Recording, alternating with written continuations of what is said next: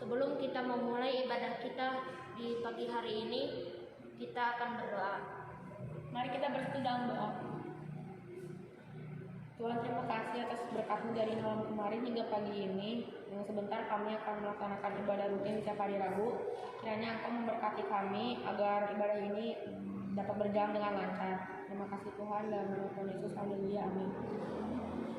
Teman-teman, sebelum kita memulai ibadah kita akan menyanyikan lagu Bapakku Datang.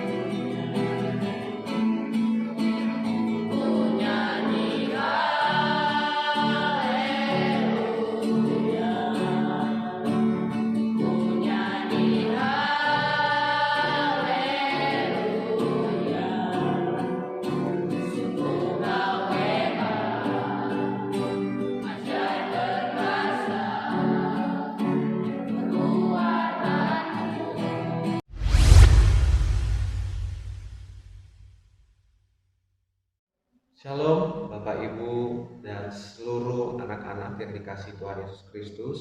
Puji nama Tuhan. Pagi hari ini kita kembali bersama-sama untuk menikmati kebenaran firman Tuhan. Biarlah kita siapkan hati kita.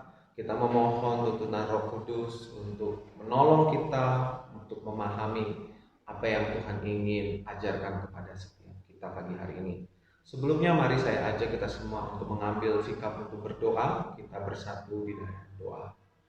Bapa di surga, kami naikkan puji dan syukur kepada Engkau. Bersyukur kalau Engkau sungguh Allah yang setia, tidak pernah meninggalkan kami. Engkau Allah yang terus memelihara kehidupan kami. Dan pagi hari ini ya Bapa, kami merendahkan hati kami. Kami butuh tuntunan Tuhan. Kami butuh agar Tuhan yang boleh terus membawa kami untuk hidup berjalan sesuai seturut kebenaran firman Tuhan. Karena kami tahu itulah yang sungguh berguna bagi kehidupan kami dalam menjalani hari-hari kami. Berkati kami yang akan merenungkan firman-Mu ya Bapa, yang Roh-Mu yang kudus yang mengajar dan menolong kami untuk mengerti isi hati Tuhan. Dalam nama Tuhan Yesus kami siap merenungkan firman Tuhan. Amin. Ya, puji nama Tuhan. Kita bersyukur kalau Tuhan adalah Allah yang tidak pernah meninggalkan kita ya.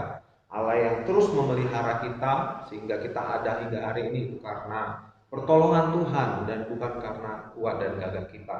Nah, pagi hari ini kita akan merenungkan satu tema yang berjudul benar versus salah ya. Benar versus salah. Nah, kalau misalnya kita cari arti dari definisi benar dan salah di dalam Kamus Besar Bahasa Indonesia ya, kalau kita lihat di sana, benar itu artinya sesuai ya, sebagaimana adanya, sesuai fakta gitu. Dan juga dijelaskan di sana adil dan tidak berat sebelah.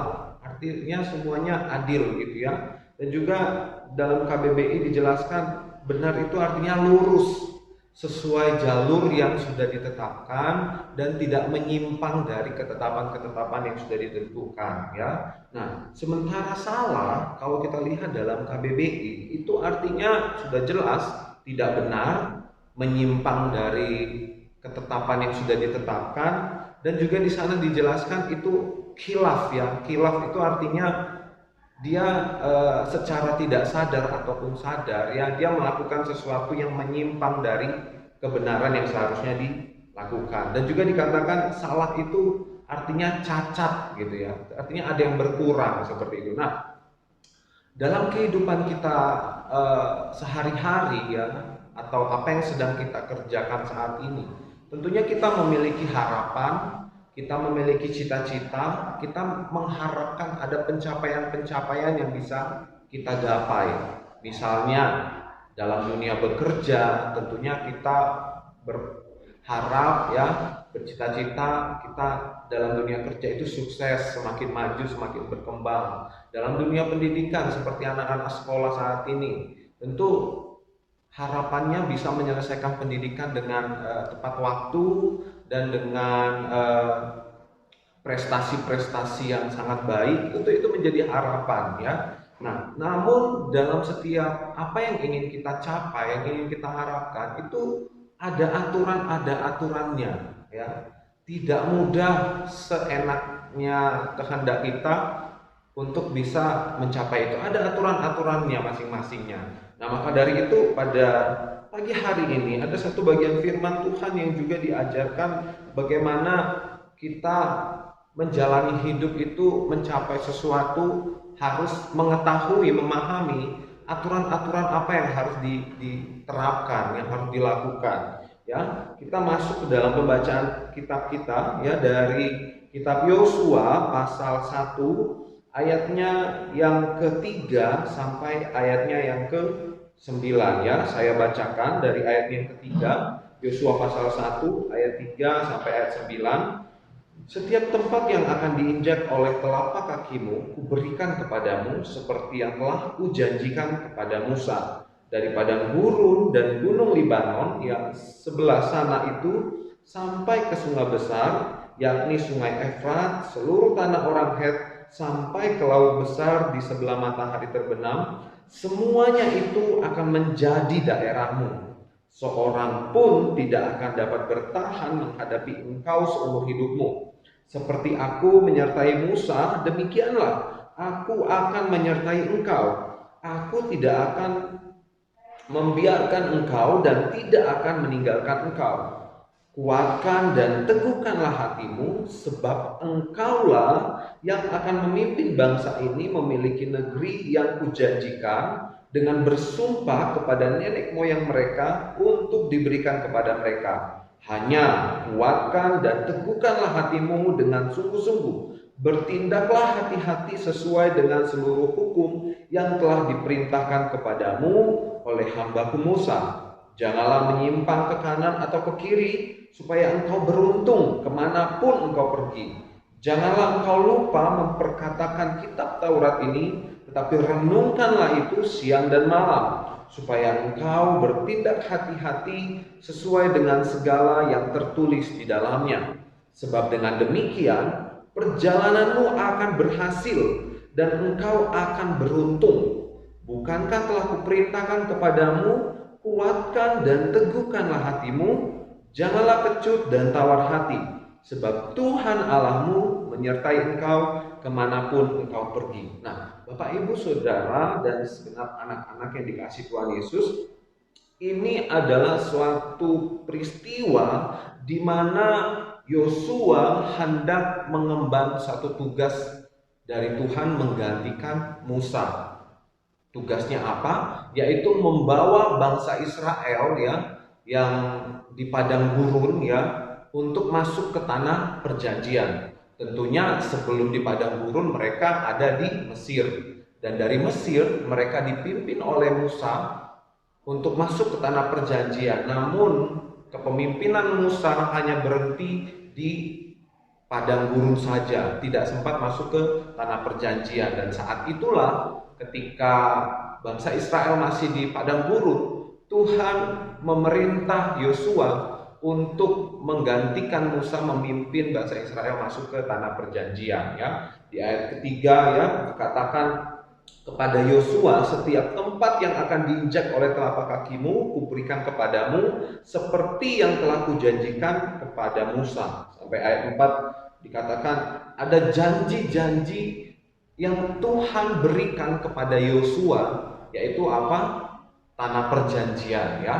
Tentunya tanah perjanjian yang dimaksudkan adalah satu tempat yang diharapkan, yang dimana ketika bangsa Israel tinggal di sana mereka bisa menikmati betapa makmurnya ya, sejahteranya di tanah perjanjian itu. Tidak seperti di padang gurun yang panas belantara, bahkan tidak seperti di Mesir yang penuh dengan penderitaan. Dan itu yang dijanjikan Tuhan kepada bangsa Israel, dan Yosua diminta untuk memimpin mereka untuk masuk ke tanah perjanjian itu. Ada janji dan itu menjadi harapan seluruh bangsa pada saat itu. Ya, menjadi harapan, menjadi cita-cita, menjadi satu titik yang ingin dicapai. Nah, seperti kehidupan kita yang tadi sudah saya jelaskan, kita pun memiliki hal demikian dalam pendidikan, ya, dalam pekerjaan. Ada sesuatu yang kita harapkan, kita capai, seperti bangsa ini. Namun, kalau kita melihat jauh lebih lanjut lagi, ya, ada perintah-perintah yang harus dilakukan agar bisa mencapai harapan tersebut. Ada aturannya, ada tata caranya. Gak sembarangan. Tentunya itu juga berlaku dalam kehidupan kita. Ketika kita bersekolah misalnya ya, kalian mengikuti seluruh aturan-aturan di sekolah. Untuk apa? Untuk bisa mencapai apa yang ingin dicapai dari sekolah itu. Tentunya untuk anak semakin pintar, anak berkarya ya, dan itu semua ada aturannya. Gak sembarangan ya. Dan itu juga yang berlaku dalam cerita Alkitab pada saat ini ya. Tuhan berkata di ayat 9, kuatkanlah dan teguhkanlah hatimu, sebab engkaulah yang akan memimpin bangsa ini memiliki negeri yang kujanjikan dengan bersumpah kepada nenek moyang mereka untuk diberikan kepada mereka. Hanya kuatkan dan teguhkanlah hatimu dengan sungguh-sungguh. Ini satu poin penting yang bisa kita lihat ya. Pertama-tama yang harus kita miliki ya, dalam kita ingin mencapai pengharapan cita-cita itu untuk menjadi orang benar, yaitu kita harus memiliki hati yang kokoh, kuat, teguh seperti itu ya. Jadi orang benar versus orang salah bukan soal dia statusnya anak benar dalam lingkup sosial ya, dia melakukan hal-hal yang benar, bukan hanya sebatas itu, tapi apa yang dia lakukan ya sehingga itu dikatakan benar adalah sesuatu yang sedang dia kerjakan sesuai dengan tata cara, sesuai dengan aturan yang berlaku ya. Berkaitan dengan bacaan kita hari ini, yang pertama ya, kita harus memiliki sikap hati yang teguh, kuat dan bersungguh-sungguh ya. Itu adalah yang benar. Tapi kalau sesuatu yang tidak benar, dia akan memiliki motivasi hati yang tidak bersungguh-sungguh. Apapun yang dia kerjakan, dia tidak memiliki hati yang teguh mengerjakannya, tidak tulus ya. Seperti yang dijelaskan oleh Kamus Besar Bahasa Indonesia tadi ya. Benar itu artinya dia mengikuti jalur sesuai ya. Dia teguh melakukannya, seimbang, tidak melenceng ke kanan dan ke kiri ya. Dan itu yang Tuhan ajarkan kepada Yosua dalam membawa bangsa ini, memiliki hati yang kuat dan teguh seperti itu. Nah, pertanyaannya kenapa harus memiliki hati yang kuat dan teguh, yang bersungguh-sungguh? Karena begini, sering sekali ketika menghadapi tantangan ya dalam ingin mencapai sesuatu, hati kita akhirnya putus asa, lemah ya, sehingga tidak mau lagi memiliki daya juang, sehingga apa yang kita harapkan tidak kita dapatkan.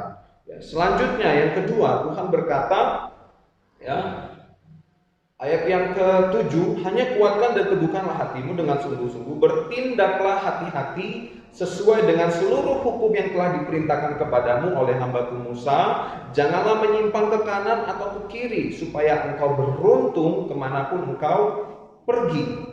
Ya, dikatakan di sana bertindak hati-hati sesuai dengan seluruh hukum. Nah, jadi orang benar itu selain memiliki tekad hati yang bersungguh-sungguh, dia juga memiliki prinsip, ya, pengetahuan mana yang benar, mana yang salah, yang dia bisa bandingkan, yang dia bisa bedakan. Dikatakan di sini Yosua harus bertindak hati-hati dan hidup seturut dengan perintah yang diperintahkan oleh Tuhan. Artinya dalam mencapai sesuatu, ya, orang benar itu pasti tahu ada aturannya, udah jelas di kepalanya, ya. Dia udah ngerti ini aturannya yang harus dilakukan, dan itulah yang dia kerjakan, yang dia perjuangkan untuk dia lakukan, ya. Dan itu yang Tuhan ajarkan kepada Yosua. Jadi kita pun dalam kehidupan kita, ya, sehari-hari ada aturan-aturan yang harus kita kerjakan, kita lakukan, ya. Gak boleh kita melakukan sesuatu yang menyimpang di luar aturan. Ya, tentunya kalau dalam sebuah pertandingan kita ingin menang, pasti kita harus mengikuti aturannya. Maka kita dikatakan benar. Tapi kalau misalnya kita melakukan pelanggaran, ya, pasti kita akan didiskualifikasi sehingga kita tidak mencapai kemenangan itu. Dan itu yang Tuhan ajarkan kepada Yosua, ya. Bertindak hati-hati, dan selanjutnya dikatakan apa? Jangan menyimpang ke kanan atau ke kiri, supaya engkau beruntung kemanapun engkau pergi, ya. Orang benar, ya, pasti dia selalu beruntung. Kenapa beruntung? Karena pertama, ya, dia akan melakukan sesuatu yang tidak merugikan dirinya, tetapi dia melakukan sesuatu yang berfaedah untuk hidupnya, untuk apa yang ingin dia capai, ya. Hari-hari ini misalnya dalam kehidupan anak-anak remaja, ya, ada hal-hal yang tidak berfaedah dilakukan, menghabiskan waktu dengan apa? Dengan sosial media yang tidak ada faedahnya sama sekali, tidak ada handilnya untuk membawa dia capai cita-citanya, ya. Ada banyak hal, ya, bermalas-malasan gitu, bermain game sampai lupa jam, itu hal-hal yang dilakukan yang tidak berfaedah, yang bisa membelokkan dia menyimpang dari statusnya sebagai murid, sebagai siswa yang sedang berjuang, sedang belajar. Akhirnya apa? Prestasinya, ya, nilainya turun karena dia apa? Karena dia yang dikerjakan tidak sesuai yang seharusnya dia kerjakan. Tapi di sini Tuhan mengajarkan Yosua harus bertindak hati-hati, jangan menyimpang ke kanan dan ke kiri. Selanjutnya, apalagi yang dilakukan? Ayat 8, janganlah engkau lupa memperkatakan kitab Taurat ini, tetapi renungkanlah itu siang dan malam, supaya engkau bertindak hati-hati sesuai dengan segala yang tertulis di dalamnya. Sebab dengan demikian perjalananmu akan berhasil dan engkau akan beruntung. Dikatakan di sana harus merenungkan Taurat Tuhan. Yosua diminta Tuhan untuk mengingat, ya, perintah Tuhan, ya, merenungkan Taurat itu siang dan malam. Artinya, ya, dari poin pertama, dia selain memiliki hati yang teguh, dia harus ingat terus apa janji Tuhan. Dia harus ingat terus apa perintah Tuhan, apa Taurat Tuhan. Ya, itu harus diingat dalam hatinya, tidak dilupakan. Ya, karena sering sekali ketika kita lupa, ya, apa yang menjadi capaian kita, ya, akhirnya apa? Kita melupakan juga apa yang harus kita lakukan. Nah, selanjutnya ayat yang ke-9, ya, dikatakan di situ Tuhan berfirman, bukankah telah kuperintahkan kepadamu, kuatkan dan teguhkanlah hatimu, janganlah kecut dan tawar hati, sebab Tuhan Allahmu menyertai engkau kemanapun engkau pergi. Tuhan Allahmu menyertai engkau kemanapun engkau pergi. Kita balik lagi ke ayat 5, dikatakan di situ, seorang pun tidak akan dapat bertahan menghadapi engkau seumur hidupmu. Nah, dalam kita menjalani hidup kita, ya, ketika kita harus hidup benar, ya, sesuai dengan firman Tuhan tadi memiliki hati yang teguh, ya, bertindak hati-hati, terus juga melakukan perintah Tuhan, jangan menyimpang ke kanan dan ke kiri, merenungkan firman Tuhan. Dalam kita melakukan itu pasti ada tantangan-tantangan, ya. Misalnya Ada saja orang yang bisa berkata begini, kamu hidupnya sok benar begitu. Udahlah, kalau kamu hidup benar nanti kamu banyak disakiti sama orang. Udahlah, kayak kita aja beradaptasi begitu, biar banyak teman ya. Karena begini, sering sekali orang yang hidup benar itu menjadi sesuatu yang dianggap orang sok suci, sok alim begitu ya. Tapi firman Tuhan hari ini berkata ya, seorang pun tidak akan bertahan menghadapi engkau seumur hidupmu. Ya, ayat 9 dikatakan, kuatkan dan teguhkanlah, jangan kecut dan tawar hati, sebab Tuhan menyertai engkau kemanapun engkau pergi. Jadi namanya emas ya, sekalipun dia ada di tempat sampah, tetap dia memiliki nilai sebagai emas. Nah, kita pun sekalian ya, ketika kita tetap setia melakukan hal-hal yang seharusnya kita lakukan dalam mencapai harapan cita-cita itu ya, maka kita akan mendapatkan buahnya, kita akan menerima hasilnya. Tetapi ketika kita melenceng dari aturan yang seharusnya kita lakukan, maka boro-boro kita akan mendapat hasil atau cita-cita yang kita harapkan tersebut ya. Jadi apa bedanya dengan orang yang berbuat melenceng dari aturan yang seharusnya ya? Yang saya katakan adalah orang yang salah ya, karena benar versus salah ya. Nah, yang salah, kalau kita perhatikan lagi di ayat yang ke-18 ya, di sana Tuhan berfirman, setiap orang yang menentang perintahmu dan yang tidak mendengarkan perkataanmu, apapun yang kau perintahkan kepadanya, dia akan dihukum mati.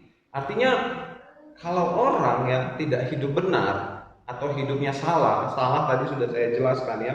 Salah itu dia hidupnya tidak benar, dia menyimpang dari aturan yang seharusnya, dia khilaf ya, terus cacat gitu ya. Itu cacat ya orang yang salah itu, maka dia akan sia-sia hidupnya ya. Tapi kalau orang benar yang seperti firman Tuhan ajarkan tadi yang perintahkan kepada Yosua, meneguhkan hati, tekad, terus melakukan sesuatu yang benar ya, berkomitmen dan setia melakukan peraturan-peraturan yang ada dan mengingat perintah Tuhan, merenungkan itu siang dan malam, maka dia akan berhasil ya. Itu yang Tuhan ajarkan kepada Yosua, bagaimana supaya dia bisa masuk ke dalam tanah perjanjian tersebut. Dan itu juga yang menjadi perenungan bagi setiap kita, bagaimana kita bisa mencapai apa yang kita harapkan itu ya.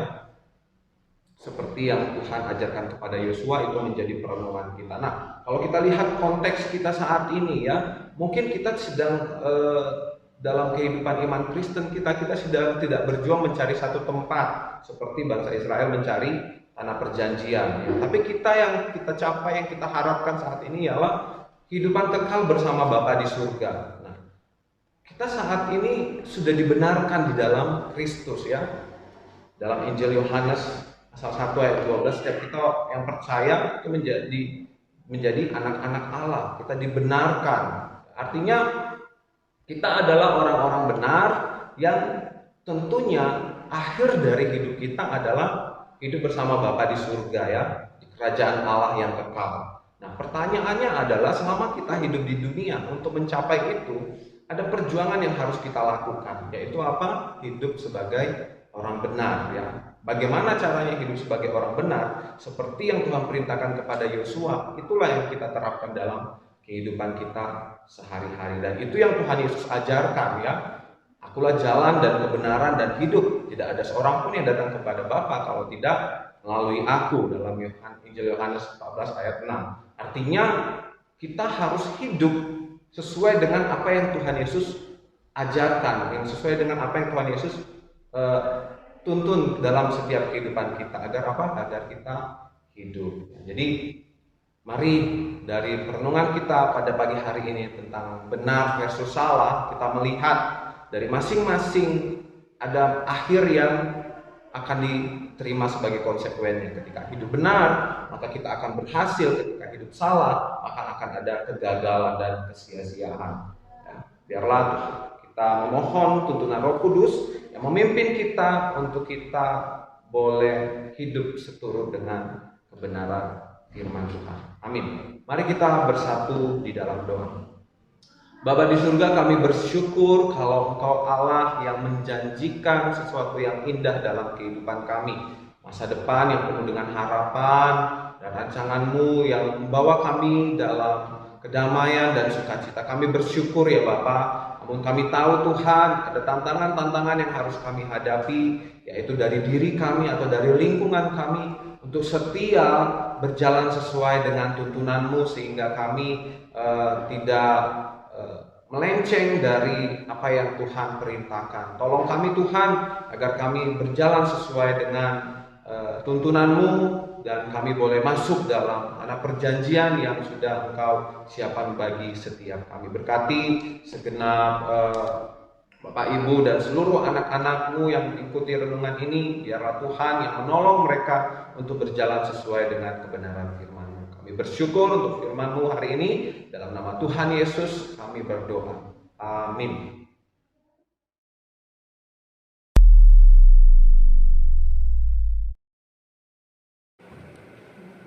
Terima kasih pada hambanya yang telah memberitakan firman. Alangkah baiknya sebelum kita mengakhiri ibadah, kita menyanyikan lagu hati yang gembira.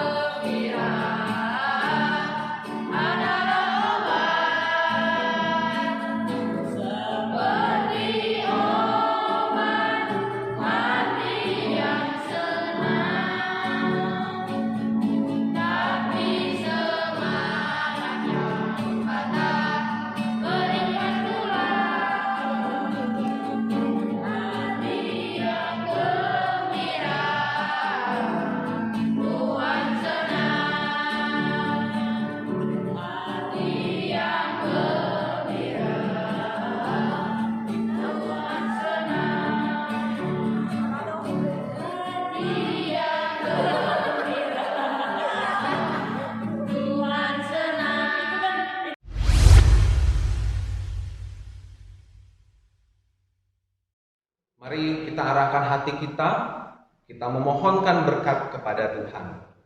Tuhan memberkati kita dan melindungi kita. Tuhan menyinari wajahnya kepada kita dan memberi kita kasih karunia. Tuhan menghadapkan wajahnya kepada setiap kita dan memberi kita damai sejahtera. Kiranya kasih dari Allah Bapa dan Tuhan Yesus Kristus serta persekutuan dengan Roh Allah yang kudus itu boleh senantiasa menjadi bagian setiap kita mulai hari ini sampai selama-lamanya Tuhan Yesus datang untuk yang kedua kali. Amin. Ya, baik anak-anak. Dari renungan yang tadi barusan kita sama-sama renungkan ya, silakan kalian tulis di kolom komentar nama kalian dan kelas kalian serta komitmen apa yang bisa kalian lakukan dalam kehidupan kalian sebagai murid, sebagai siswa ya, untuk bertanggung jawab melakukan cara hidup yang benar. Komitmen apa dan juga kira-kira hal-hal buruk apa yang harus kalian hindari dalam kalian menjalani hidup kalian sebagai murid dan siswa ya, berkaitan dengan hidup benar versus salah tadi. Silakan kalian tulis di kolom komentar ya.